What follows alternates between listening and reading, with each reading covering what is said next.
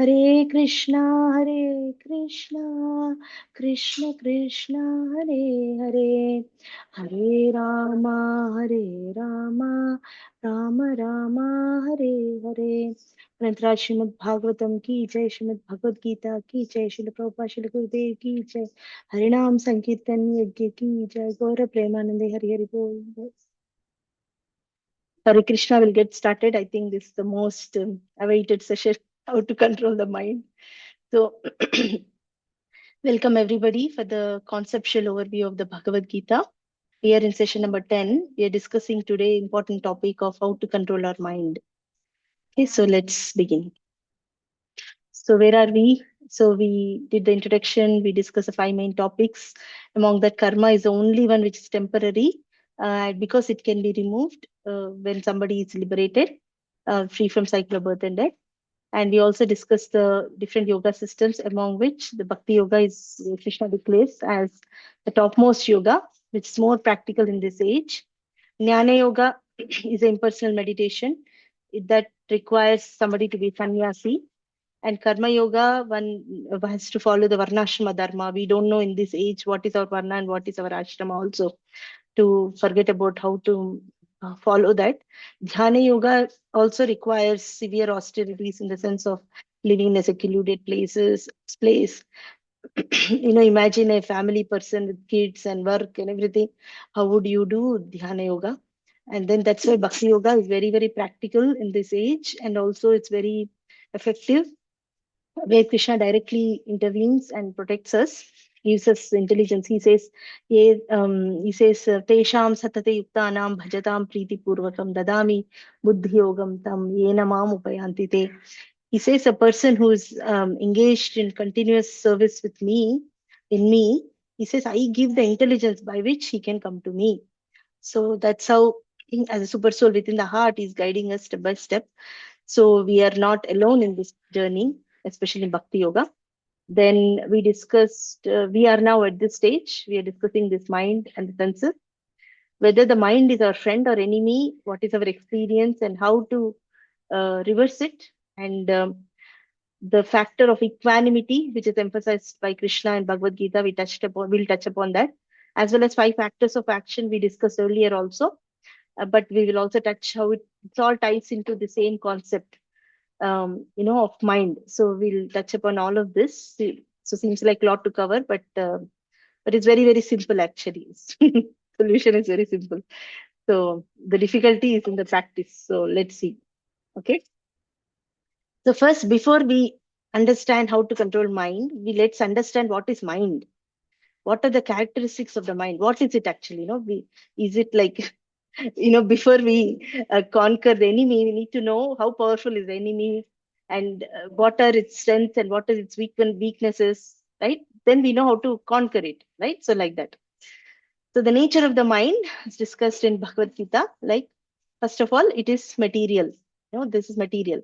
Even though it is very subtle, we cannot see our mind. All these people who only believe on what they see, they ask, right? Oh, show me God, then only I'll believe. But we can ask them, show me mind. Do you have mind? But yeah, I have mind. Okay, show me mind. They cannot show their mind, right? It's very, very subtle. But everybody knows this mind because it's creating so much havoc in our lives, right? Bhumirapo nalo vayu khammano buddhirev cha ahankara iti yamme bhinna prakritirashtada. So Krishna has mentioned there are 8 elements, material elements, which are comprising this material world. Bhumihi, earth; apaha, water; anilaha, which is fire; vayuhu, air; and kham is ether or sky. Then manaha, mind; buddhihi, intelligence; ahankara, ego. Okay. So these are the 8 elements which everybody's material body is made of. This first part is called gross body. The hands, legs, everything is made of these 5 gross elements. And this part is called subtle body or sukshma sharira. This is called sukshma sharira. So mano, buddhi, ahankara, mind, intelligence, false ego. And we'll also discuss how this subtle body, it's called subtle body, affects in the transmigration. Okay, and how it's important to cleanse the mind. And that's what we are discussing here. That so what happens? What is mind actually? Mind is nothing but the repository or the storehouse of all the impressions we have since lifetimes. Like what does mean by impression? Like for example, we have experience that when I eat gulab jamun, it tastes like this. There's so much sweetness. There is so much nectar. So that impression is saved in the mind. So next time when we see the gulab jamun, the mind reminds us, hey, when you eat this, you'll get this happiness. Okay, try this again. So that's how it reminds us again of the desires and the experiences. Similarly, if we had any bad incident in the previous thing experience, like maybe in a tough marriage or something, then the mind will say, "Oh, marriage is bad. Don't even go there. So let's not get into relationship in this life. Let me remain a celibate person, or let me remain an individual without marriage, or let me have living relationship without commitment." Right? So mind is nothing but just remember this. Mind is a storehouse of all the impressions we have had since time immemorial, good or bad. It's just a storehouse. Okay. That is nothing that is stored in this kind of, you can say, subtle drive, right? There is hard drive, right? Like that. It's stored in this mind. Okay. And that's why when again he quits the body, that impressions continue. The living entity, thus taking another gross body, attains certain type of ear, eye, tongue, gross, nose, and sense of touch, grouped about by the mind again. And he enjoys a particular sense of some sense objects. So at the time of death, what happens is the subtle body with all the impressions, which is like mind, intelligence, false ego, with all the impressions, there is a discussion with the material nature. They will decide based on the karma and whatever it needs to experience. Then it will be given appropriate gross body to continue his journey, to fulfill his desires and to experience the karma. We discussed that part of the karma, right? That part is chosen and the body is given. So that again, now the mind already has a storehouse, what we have experienced. So it keeps again going in the same mode of reminding us of the past things, right? So, so I think everybody is clear actually. What is the function of, first of all, mind is material and is a storehouse of all the impressions. It's called vasanas or inclinations. Okay. That's why if suppose in a particular life we get association of a devotee, right, and we get a very good experience of their loving nature, and how wonderful is the process of bhakti, that also gets stored. So next life when the time happens, it just reminds us, yes, association devotees is good, it is a good path. Then we get some trigger again to proceed the path of bhakti. Okay, so it works both ways, negative as well as positive. So that's why Krishna is telling that, actually the very nice verse where Krishna is saying, Uddhared atmanatmanam natmanam avasadayet atmaiva hyatmano bandhur atmaiva ripuratmanaha.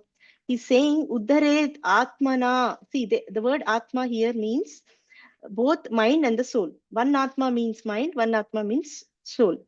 Atmana Atmanam Uddharet. He's saying with the mind, you elevate your soul. That's what Krishna is saying here. Na at, Atmanam Avasadayet. Don't degrade yourself. Don't degrade the soul because of the influence of the mind.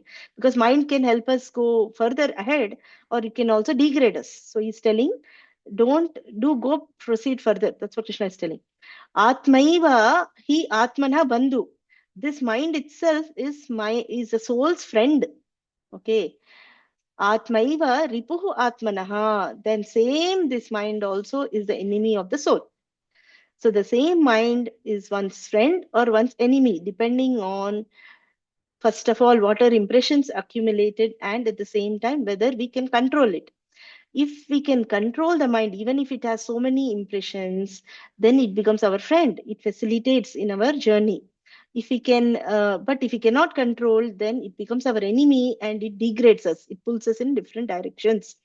So that's where the focus. So now the crux is, how do we control the mind? That becomes our main objective. Okay, I have impression from lifetimes now.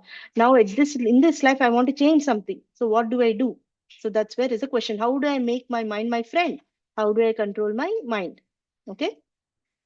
So then to discuss the chaotic effect mind creates in our life. There is a very nice metaphor given in Katha Upanishad about that the body is compared to a chariot. Okay, this chariot is considered a material body, and the soul is a passenger, and the intelligence is the driver. Okay, and the reins or the thread which holds the horses is mind, and the five horses are the five senses.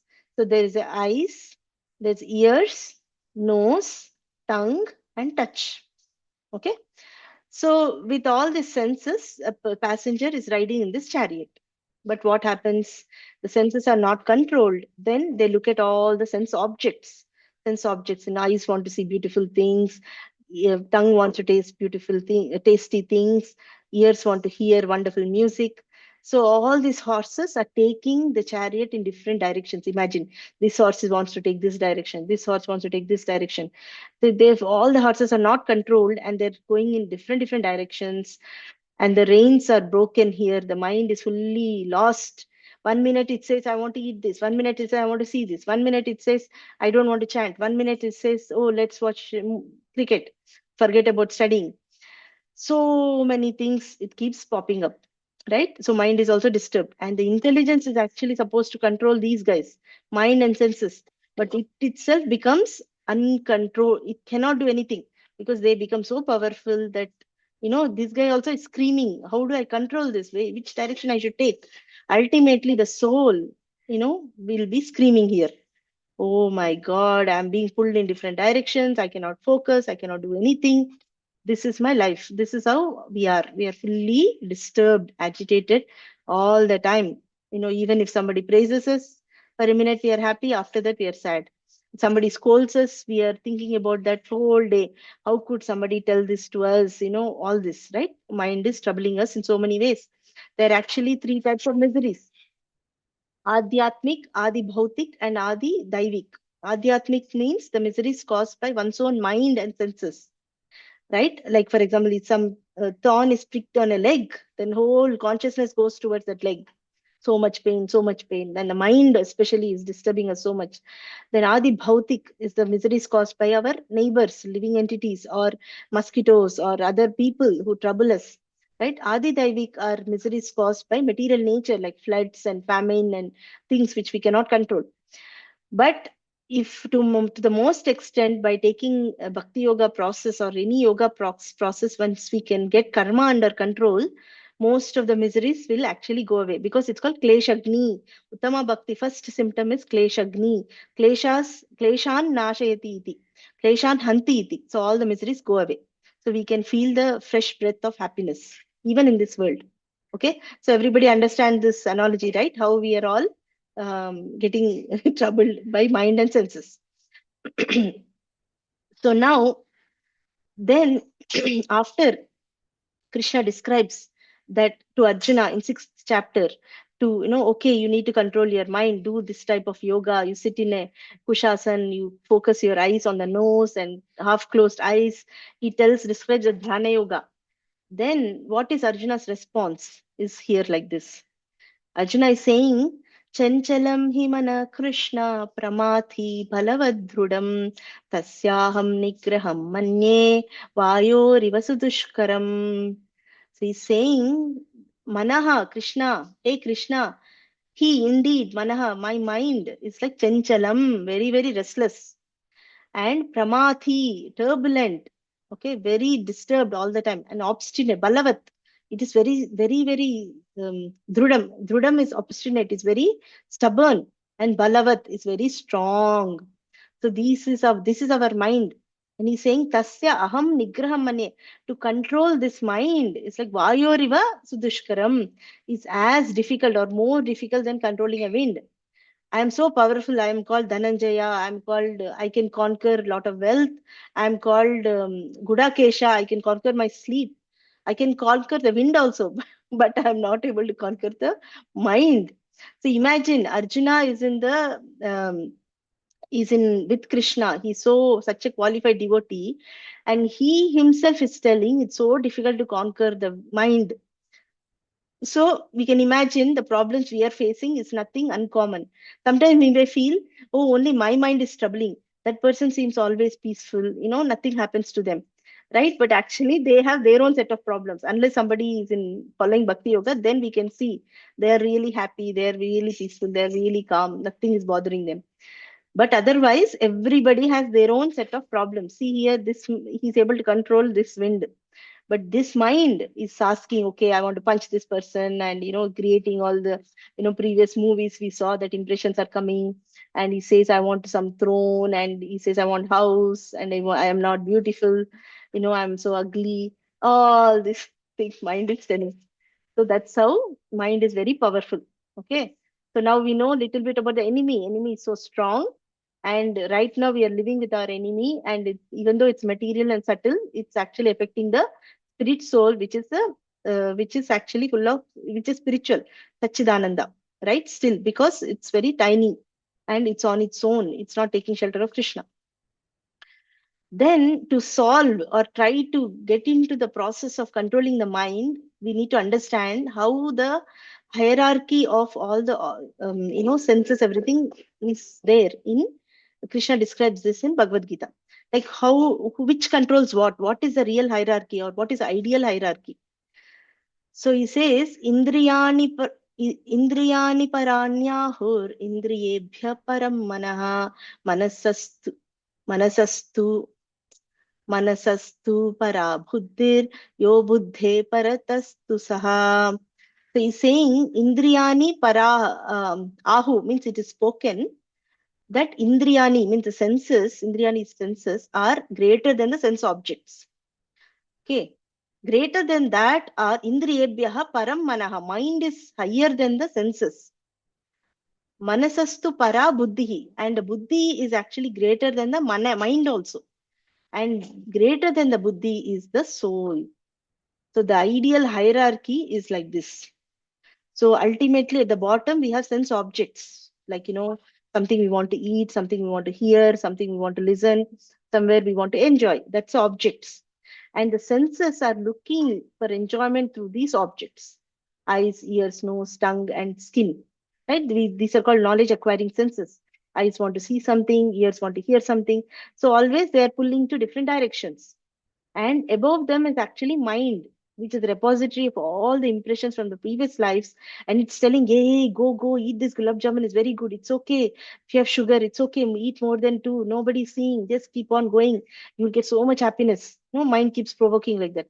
And the same mind then tell, hey, you're a sugar patient. Why did you eat? After eating, it will tell, oh, so now you're going to get a big dose from your husband, or, same thing. Same mind initially tells to do, and same mind again tells don't, makes you sorry, sad.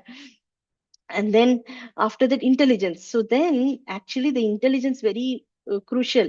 So with intelligence, we may have certain intelligence. We think intelligence is like maybe cracking MSET exam, or getting number one in the college, or whatever. That is material intelligence.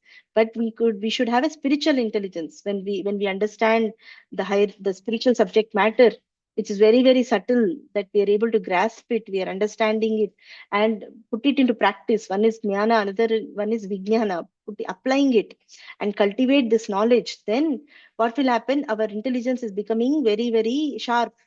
Then it will say, actually, the hierarchy is the intelligence should dictate the mind. Okay, mind, you're giving me this idea, it's not good for me, I'm not doing it. Okay.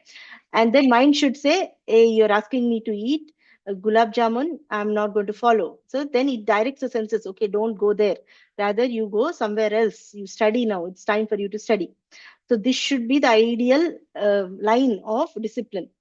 And then this intelligence should actually listen to the soul's desires. Soul should say, hey, I want to chant now. I want to do every activity in Krishna consciousness. Then intelligence should direct everything. Or the soul, if it's contaminated, it will say, okay, I want to enjoy. Then automatically they go into reverse order. Okay. Among all of this, we have this false ego, or the ego, where if we identify with the mind, intelligence, and senses, then that's called false ego. Even though they are material, the soul is now forced to think, I am the mind. If somebody disturbs me, I get disturbed. If suppose I don't get food, I get disturbed. That's because we are thinking we are all these material elements. But actually the real ego is to identify that I'm spirit soul, part of Krishna. So I would rather engage in connection This soul should be dictated by super soul. Pure devotees, it is said that every minute they get instruction from within Krishna, like, do this, go here, suddenly you do this. Some direct instruction they get, and they listen and they follow, and their whole life changes.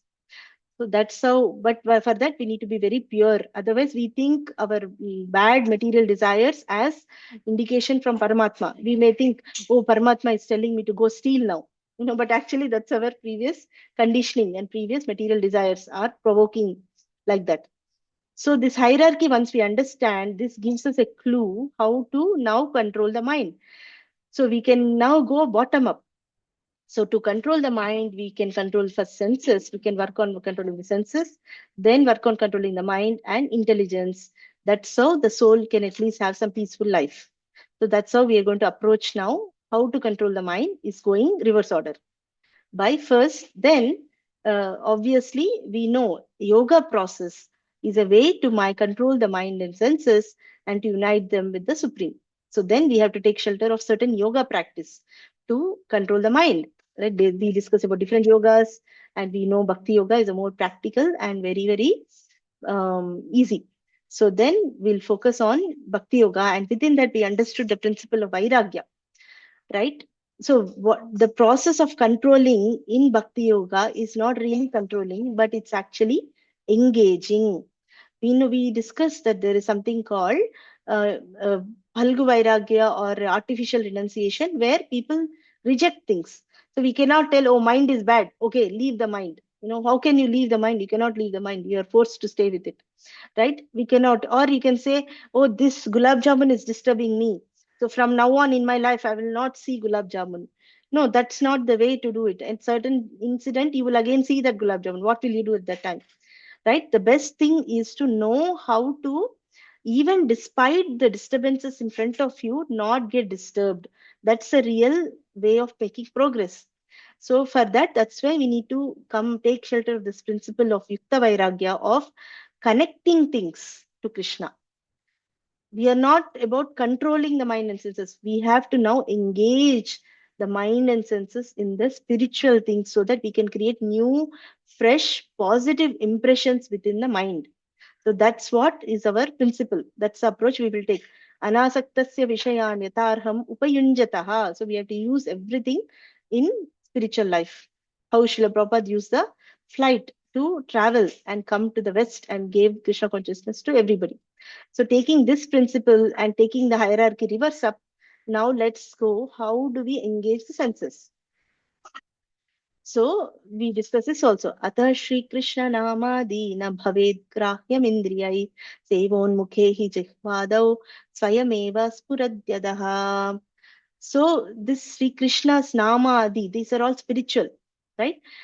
We na bhaved grahyam indriyai, by the senses which are gross, which are material, we cannot grasp them. Then how do we, when we chant, how can we make that spiritual?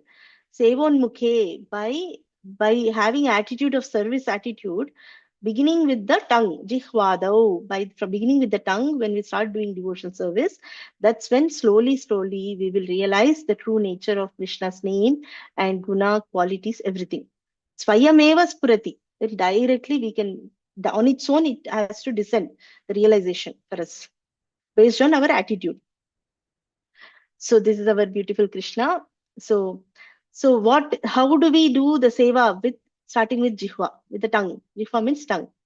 First thing is two basic things, two crucial things to begin. First is prasadam. Prasadam is considered as secret weapon. So in the last session, I will give you a simple procedure, how to make the food we eat as prasadam. Of course, non-veg cannot be offered, but especially food without onion, garlic, we can offer to a photo of Krishna and with the tulsi leaf, and we can eat. If suppose we have a habit of eating onion, garlic at home, it's okay. You can begin with maybe offering a glass of water every day or something, and let that water be mixed in the uber set of water everybody drinks, and let people have water at least. Or maybe if there is a plain rice or something, you can mix with some ghee and pepper and salt. If other items are all onion, garlic, and offer the tulsi leaf. So at least something, if you do this, this becomes very, very important. Actually, Srila Prabhupada says nobody knows this science that just by controlling the way we eat food, we can actually conquer our senses. Because the tongue, belly, and genitals, they all in the straight line, right? Tongue, belly, the stomach, and genitals are the sex organs. They are in a straight line.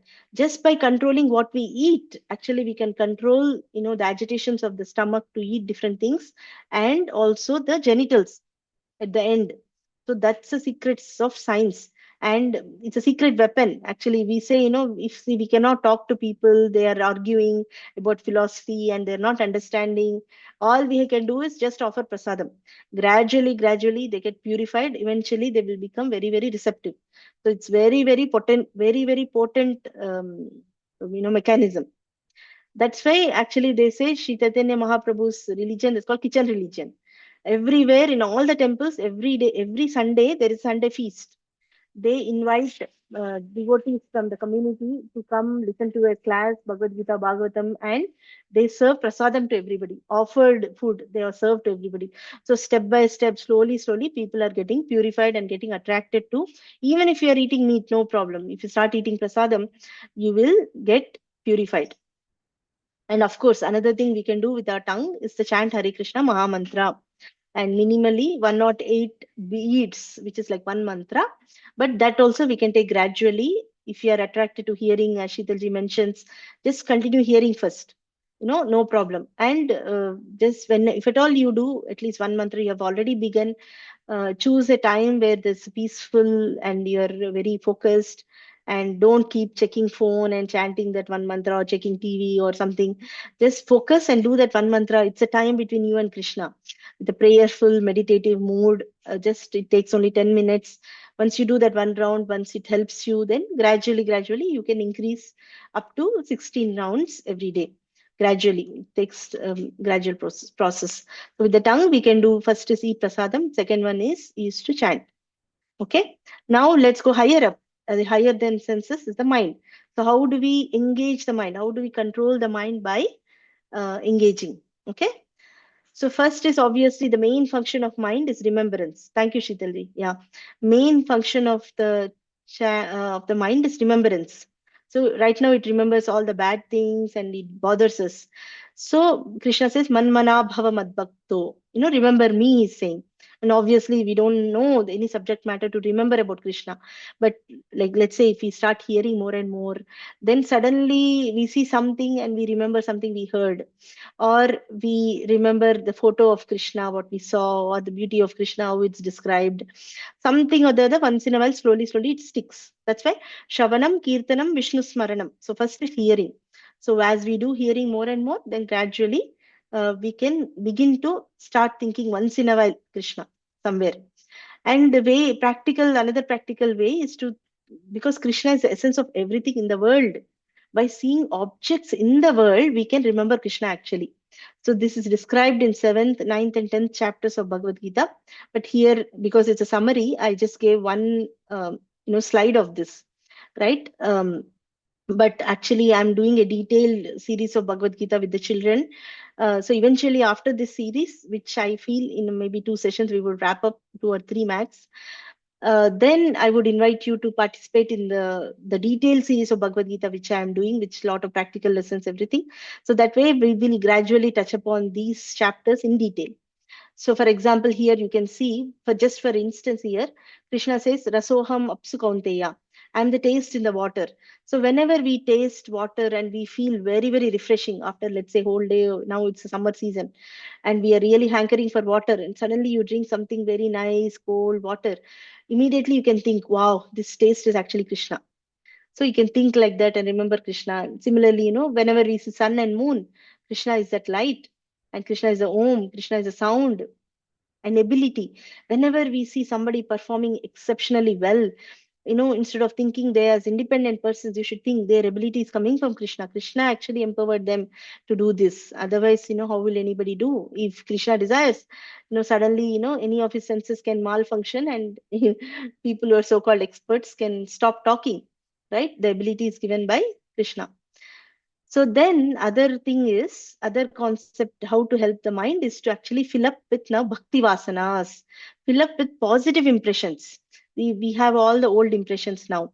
Just imagine analogy, like for example, we have a glass with dirty water, right? And the water is settled down below the glass, and we only see like a muddy water, right?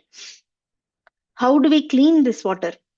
One way is find out some special filter and try to take this mud out of this water. That's one way. Other way is to keep filling pure water gradually, put more and more pure water.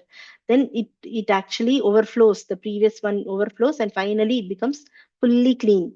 So that's another technique. Now we have filled up our mind with so many bad impressions which are bothering us. Now we have to add all these positive impressions of experience of kirtan, experience of Krishna Katha, experience of reading Bhagavad-gītā, how so nice it is. So that again later our mind will tell, hey, now go read Bhagavad-gītā. It's so nice, right? That time you had so much fun. Go attend this class. Sheetalji says, right, she wants to attend this class. Whatever happens, she is the one who never missed one session. So like that, something is helping us. Mind is only bringing you here. So to some point, because of the taste, because we like something in this, we are tasting Krishna. So then we like that. So that impression is building up more and more. And Krishna says in Bhagavad-gītā that abhyasena tu kaunteya vairagyena cha gruhyate. So how do we control this mind? He says by constant practice and detachment. So whatever one round we are doing, within that one round, every second the mind will take you somewhere. Hey, why are you sitting now? Rather you prepare for interview, do something.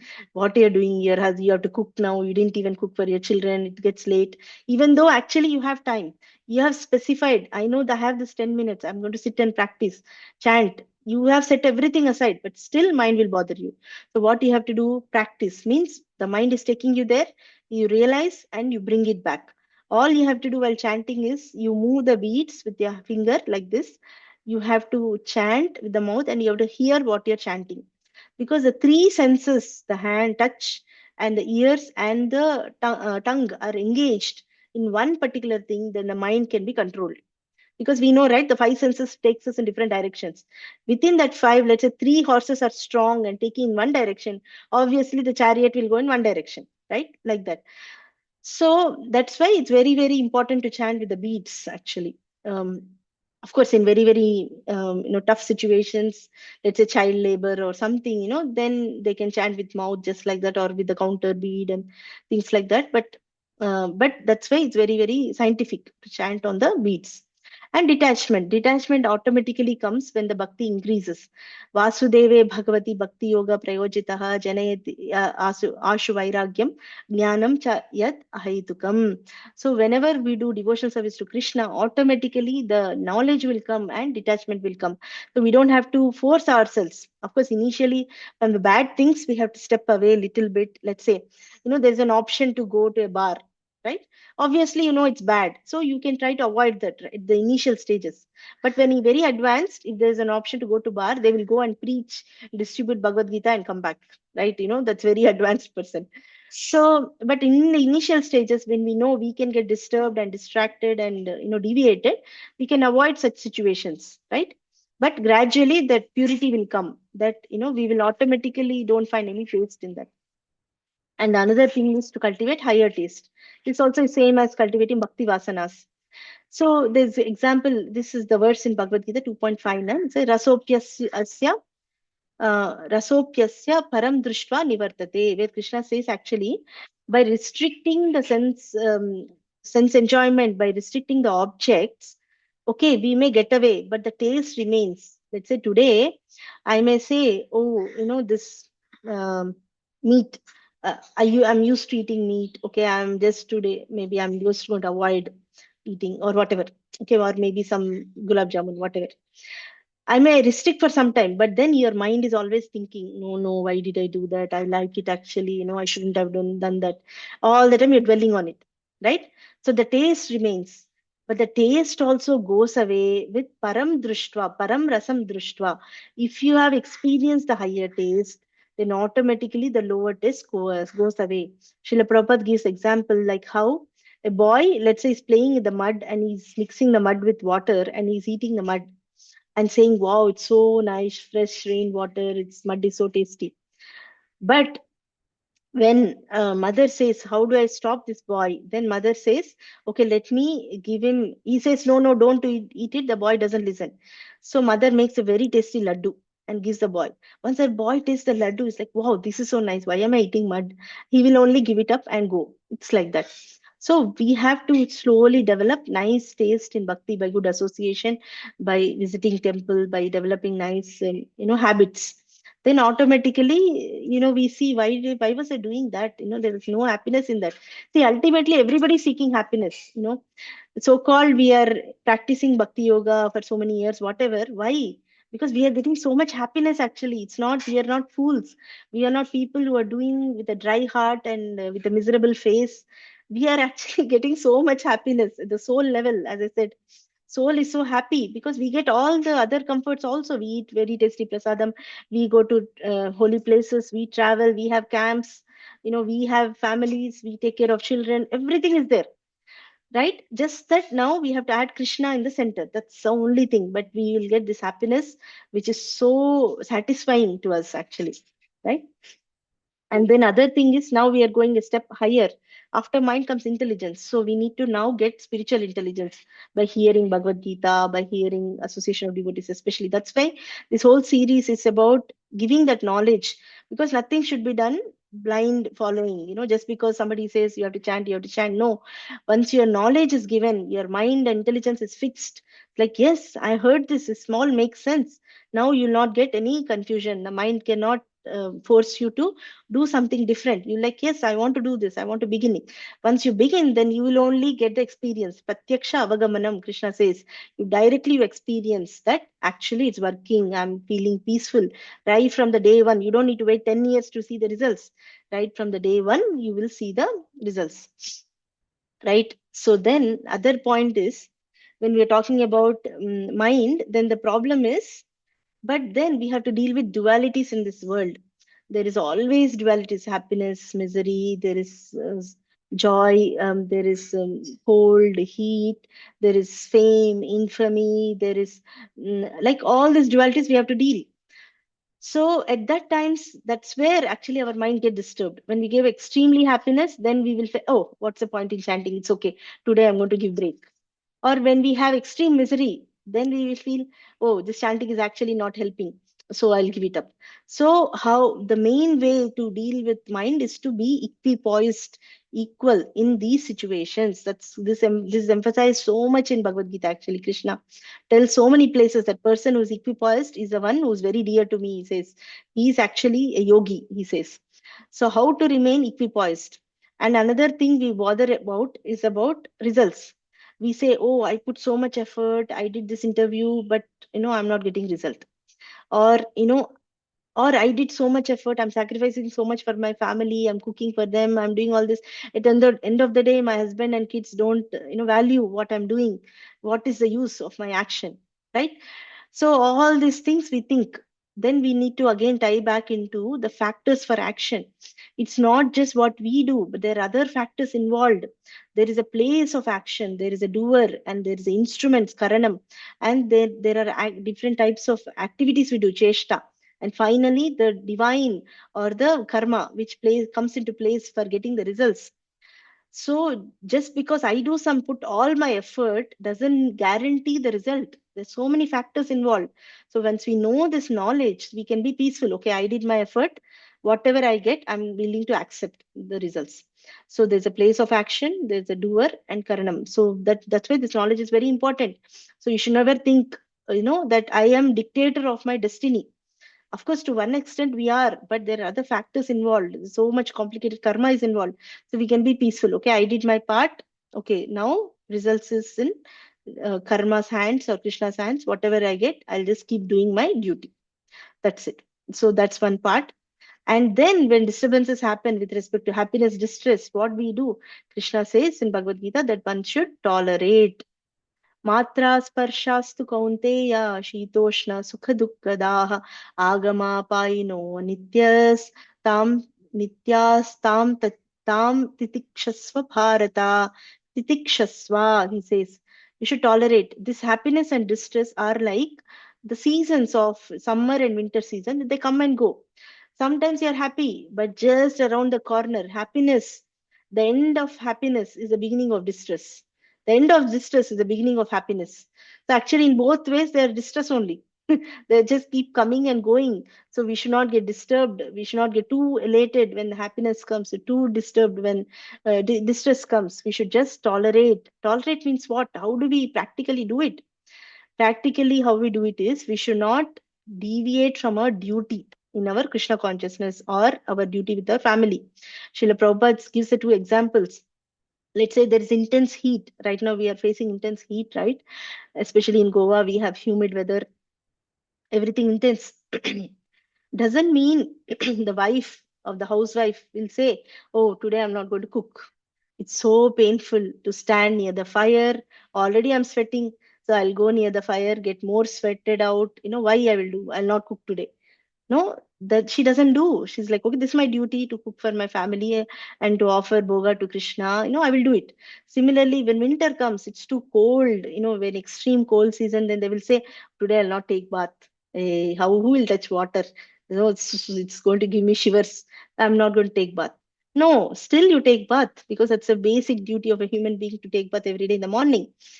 So that's how you tolerate. It doesn't matter. So for the bath and for cooking, doesn't matter whether summer or winter, you continue doing it. That's what means you're tolerating. That means you're not disturbed. You're in the same plane.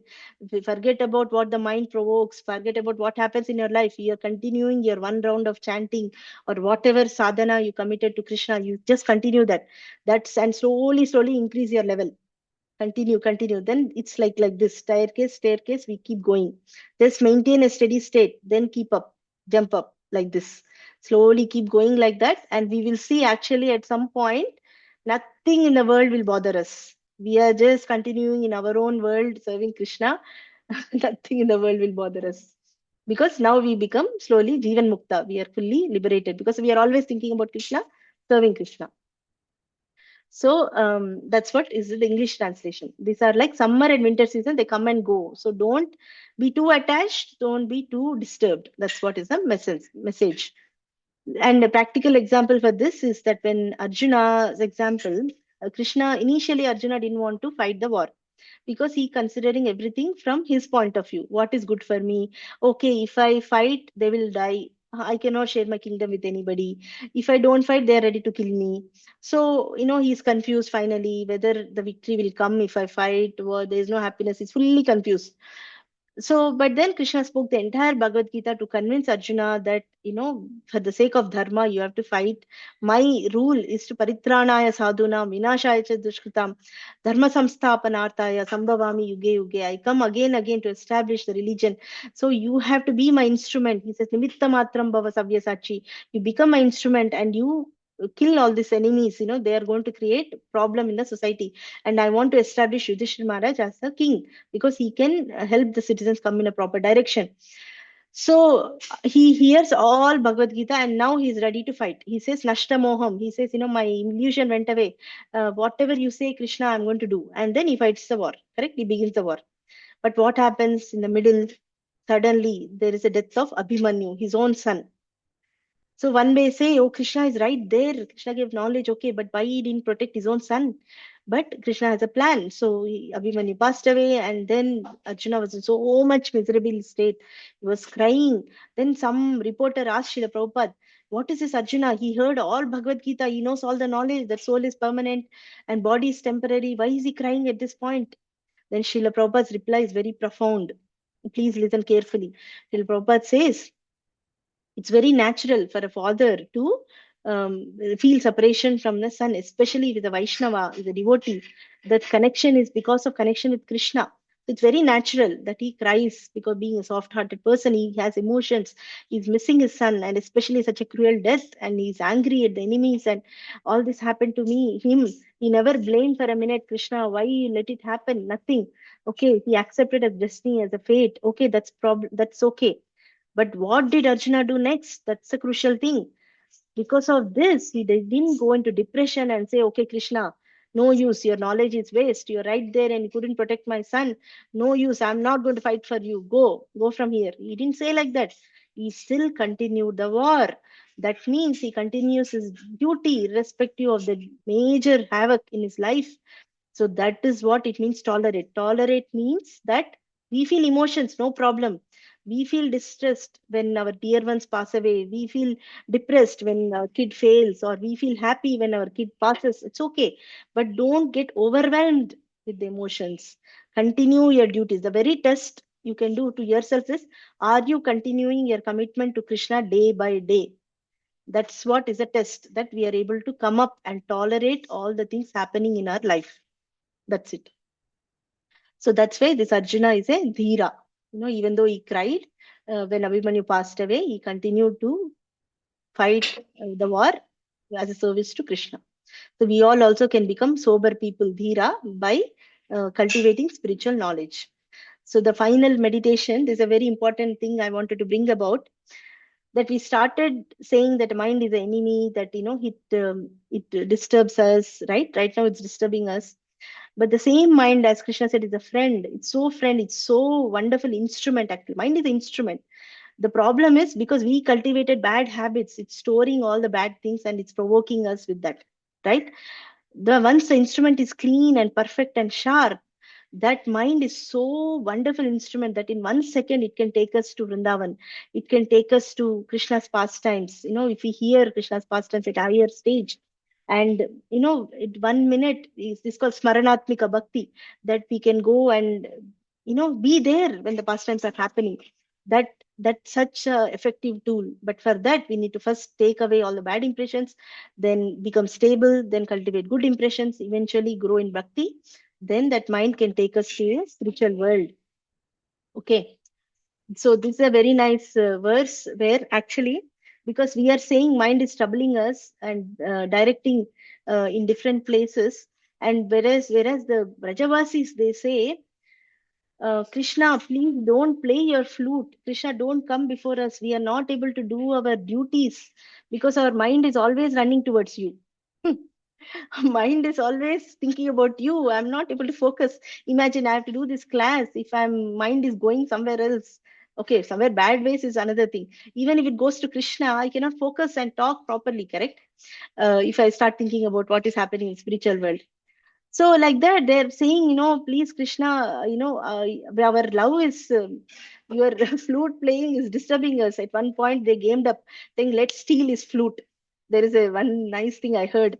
So then Gopis decided to steal one's flute. Then Madhu Mangal is Krishna's friend. He comes and tells, no, I have a trick. Don't steal his flute. Then he tells, okay, what's the trick? Please tell me. They tell, okay, get a cotton swab, break in two pieces, and put in 2 ears. So you don't hear the flute, you keep doing your duties. Then the gopis were telling a whole day, how can we do our duties by putting the cotton swab in our ears? Then he tells, okay, I have another trick. What is it? He said, get a cloth, tie your ears, everything, and take a rope, and you tie somewhere and you jump into the water and die. You die and your problem also goes away. So you don't have to steal the flute. So it's of course is a joking dealings between the devotees. So you can see, so the gopis are getting very disturbed with the flute sound. They're getting attracted. They're not able to control themselves and not able to do the duties. So they're complaining. So the similar mood, this complaint is given. Akasmat ekasmin pati sakhi maya yamuna tatam vajante drushtoyam nava जलधर श्यामल तनु सादृग्भङ्ग्या किं वा कुरुत न हि जाने तत इदं मनो मे व्यालोलं क्वचन गृहकृत्येन बलते. So they are telling akasmat, suddenly, ekasmin pati, on a particular road, Saki, oh friend, okay, I'll show the image. Oh friend, Maya, by me, Yamuna Tatam, on the Yamuna shore, while I was walking, Vrajantya, while I was walking, Drishtaha, I was seen, I have seen somebody. Who is that person? That person, I am. That person is Nava Jaladhara Śyāmalā Tanu. His body is like a fresh rain cloud color. Śyāmalā is bluish black. His body is like bluish black in color. Jaladhara is a cloud. His body. Tanu is body. Sadrik Brangya. So he is looking at me with this crooked eyes. He is giving crooked glances. Bhangya means angle way. And Drik means seeing.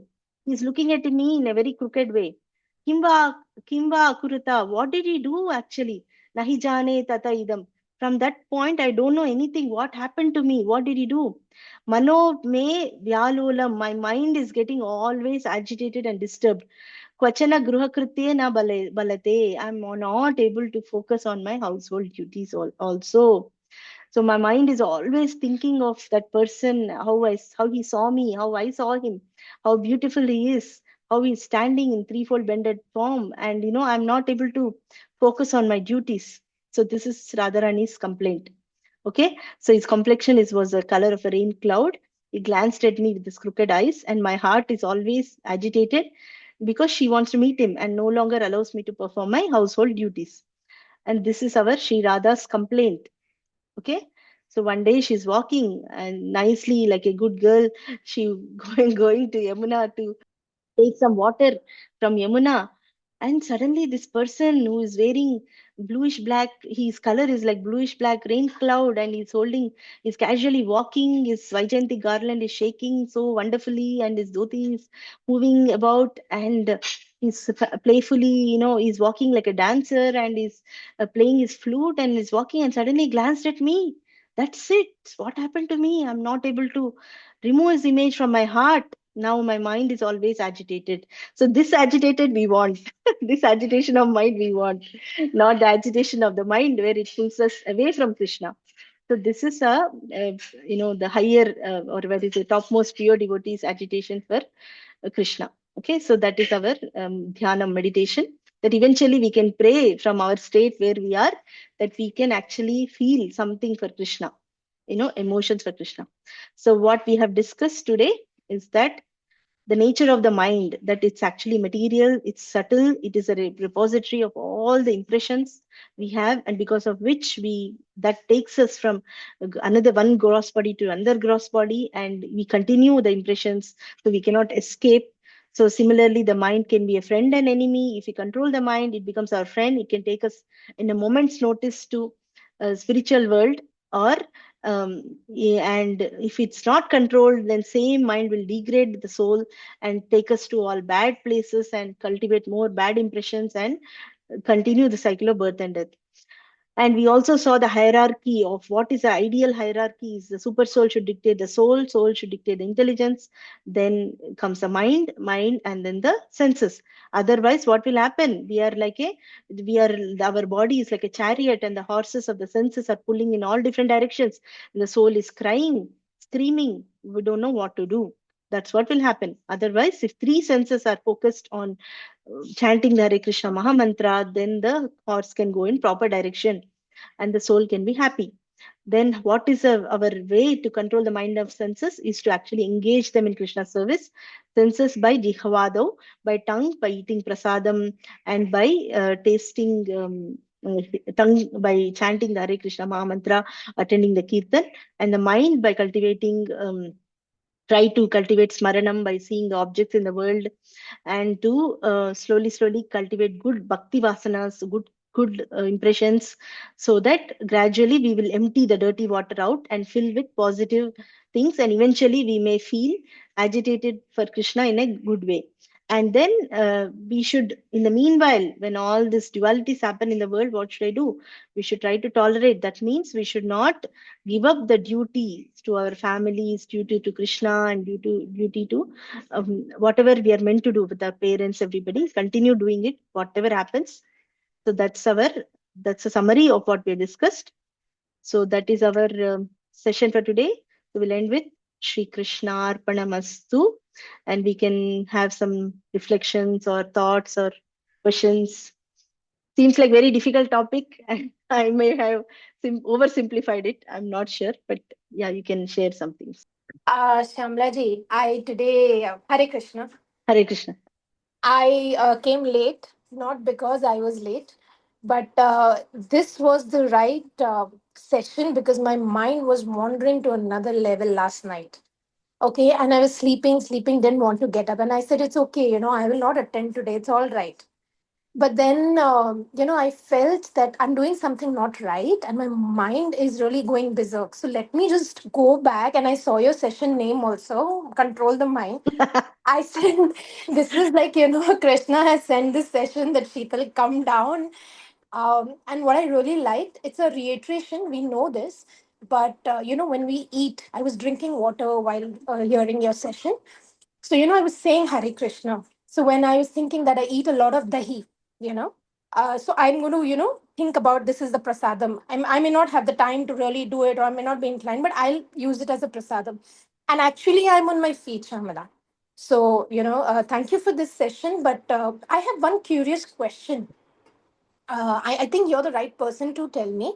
I didn't want to go onto the net and Google because there'll be 10,000 versions. When I say Radha Rani, I know she was the pure devotee of Krishna. She was like, in him. I know not from the other perspective, but from the devotee perspective. Then this is a story. If you want to really do it this time, we can do it later also. Why did he marry Rukmani? So not only Rukmini, actually, he marries 16,108 gopis. Oh, Yeah, so yeah, especially in Dwaraka, he marries all the princesses which are captured by Jarasandha, and he marries all of them.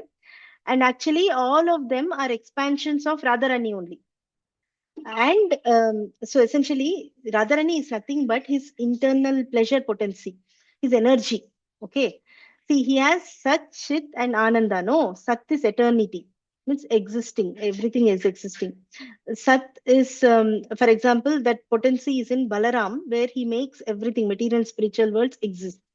Then Chit is full of knowledge. That is in Krishna. Krishna himself personifies that. And Ananda, so the potency of him, which gives him happiness, is expanded, or rather, it's personified as Srimati Radharani. Okay, and not only she expands in so many ways to give pleasure to Krishna. So all the gopis and all the wives of Krishna are her expansions only. Okay, so in a way, actually, Krishna is actually enjoying with her only in a way. But of course, literally, if you see, there is another point also, that in the spiritual world, the unwedded love is considered the topmost love. Because what happens in wedded love is, there is, you for sure your husband is always with you. There is some kind of some kind of missing in the emotions you can experience, or rasas you can experience in that, because it stops at a particular level. But whereas in unwedded love, what happens is, that there is always a disturbance, whether I will meet my friend, whether I'll meet my boy, and there's always agitation, there is always a missing, there is a meeting, there is a separation, it keeps going. So there is so much excitement in the relationship. But other thing is, that's the reason we should understand that unwedded love in the material world is completely not recommended. So what the spiritual world is actually, that's why is a completely opposite to the material world. So whatever is completely very degraded or considered very bad in this world is actually the highest in the spiritual world. So these are very, very high topics. One way is, no, is we should not think like, okay, he married another girl, like how we think, right? Okay, he left this one lover, yeah. and yeah, we should not think like that. They're all his potency, internal potency only. They're all in different ways giving happiness to Krishna only. At the same time, and she is the only one who can give most happiness to Krishna. And that happens, this Leela happens only when Krishna listens in the material world. But whereas in the Nitya Leela, or what happens in the spiritual world, of course, he has the Goloka where he is always with Radharani, always. But he also has a Dwaraka Dham where he is always with married wives, queens are there. Similarly, they're like that. He has a mood of a husband, he has a mood of a unwedded lover. All these expansions are also there in the spiritual world also. But there he's always with Radharani in Goloka. Also with, he can expand, he has so many expansions. He expands as the husband. Also he can expand as the original Krishna is with Radharani. So in that way, we can think of it like that. Actually, somebody questions, hey, what is this Krishna you're worshipping? Is a god, but he dances with so many girls and he has so many wives. They people actually put Krishna down with regard to that. Of course, the Srila Prabhupada answers. Of course, he's supreme enjoyer, right? He has much more. If you look at the Krishna's Nitya Leela, his enjoyment, nobody can compare with what anybody can experience in this world. That's okay. That's one answer. Another answer is everybody is actually Krishna's expansion. Srila Prabhupada put the answer back to the person who questioned. He said, actually, you are enjoying with Krishna's wife. All of us are Prakriti. We are meant to be enjoyed by Krishna. But we identify with this body and take such and such person as wife and this thing, and then we enjoy. We are actually taking them away from Krishna. But rather, the ideal family life is to help each other come closer to Krishna, help each other and be enjoyed by Krishna. We are all Prakriti, even the man, female, whoever is there in this world. We are all by nature, spirit, soul, to be enjoyed by Krishna. And that's how we get happiness. Doesn't mean we are sacrificing our happiness. We really be happy in giving pleasure to Krishna. He also takes care of us in the loving relationship. There's no doubt about it.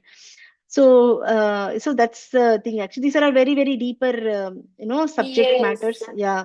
I just think that, I know we can't think about the family and the material thing, but we can just think she was a devotee, the utmost highest devotee. That's why one of the things that he is very happy, or it is very happy, to be with Radha.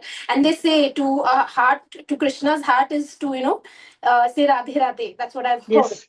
So correct. you will become the highest devotee if you do that. So we take it as that. If we take it in the other sense, then we can write laws also on that.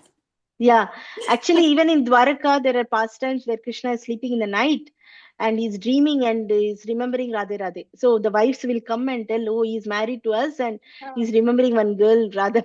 So Krishna's intense attachment, or the person who can satisfy him the most, is Srimati Radharani, and that's why, and that is his first love. Of course, in Naralila, he happens to go out and marries, but in Nitya Leela, he's always there with her. So no problem. Yeah. Thank you. Yeah. Okay. Okay, Bharati, Sujata, you have any thoughts? Bharati? No, Pranati. Thank you for the session. It was so interesting. This was very crucial topic, Yeah. Always a controlling mind is the biggest challenge in everybody's life. Yeah, thank you so much. Yeah. Okay, step by step. Yeah. Okay, Sujata, any thoughts? Thank you so much, Pranati. Yeah, one session itself we cannot acquire knowledge about controlling mind. We need to practice, right? Yes. It's a daily practice, daily struggle. Yes. But yeah, that's whenever we are struggling, we should not take it as a struggle, but we keep practicing. Correct. That's it. Yes. Yeah, that's why, in a way, there is no limit to how much we can tell about mind control, but unless we practice it, we cannot accomplish it. That's why, this session was very simple in a way, because there's nothing to tell. We have to really work on it. We just give clues. Yeah. We even though we have that knowledge, but practicing is really challenging. Correct. It's not easy.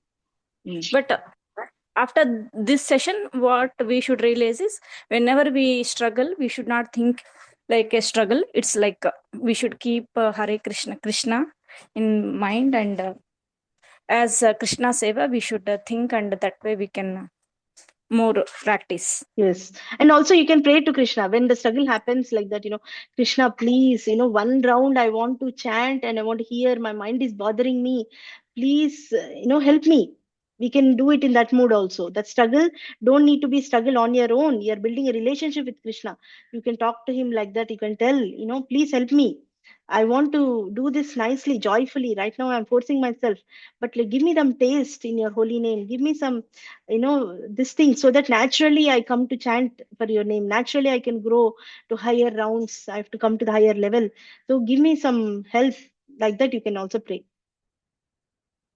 Okay.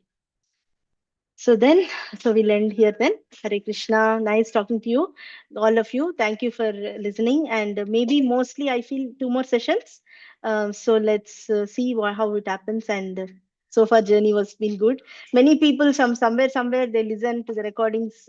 Actually, recently, yesterday only, my MA classmate who initially I did Gaudiya Darshana with her. She happened to be listening to the series, and she sent a very big comment saying, it's very inspiring, and we can see your practice coming in this thing.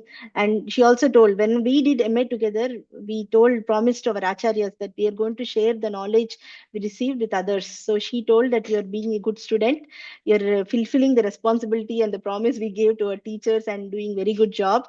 And she said, I put your playlist in my playlist. So I want to thank you for your devotion. So we don't know how people, from where they listen and how they get benefited. So I'm really thanking all of you that you have continued to stay so far and um, enrich the presentation. So thank you so much, and we'll meet you next week. Hare Thank you Krishna. so much. Hare Krishna. Hare Thank Krishna. you. Hare Krishna. Hare Krishna. Useful session. Thank you so much.